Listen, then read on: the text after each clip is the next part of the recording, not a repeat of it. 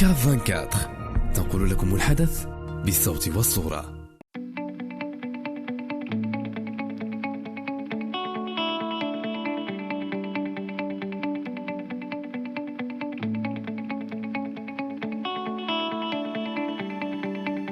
إذن الحمد لله اليوم كانت الدورة الاستثنائية ديال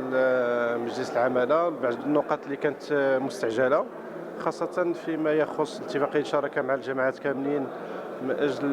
معالجة الظاهرة ديال الحيوانات الضالة، الجمع ديالها في واحد المستودع والمعالجة ديالها. ثاني نقطة كانت هي يعني تسريع في إخراج مشروع ديال حلبة سباق الخيل، يعني من خلال تجهيز واحد جوج طرقان اللي يؤديو لهذيك الارض الوعاء العقاري اللي خصصناه لهذا المشروع هذا، بالاضافه الى مجموعه تاع النقاط الاخرى بما فيها الفائض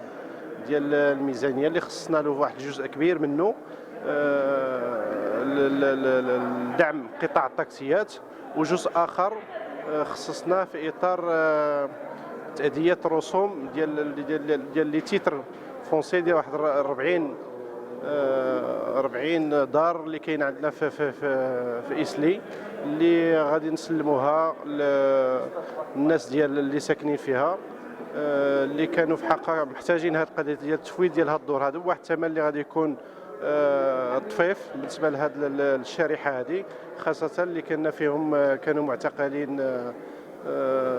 قدامى ديال الحرب، وكاين الناس ديال الجيش يعني اللي كانوا ناضلوا من اجل هذه البلاد هذه، فغادي ندوز لهم التسليم ديال هاد الديور حتى هما كذلك عما قريب. والنقط الاخرى كلها الحمد لله تصوت عليها بالايجاب،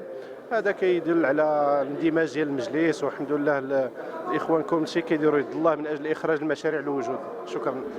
تابعونا على مواقع التواصل الاجتماعي، وما تنساوش الاشتراك في قناتنا على يوتيوب وتفعيل الجرس باش يوصلكم كل جديد.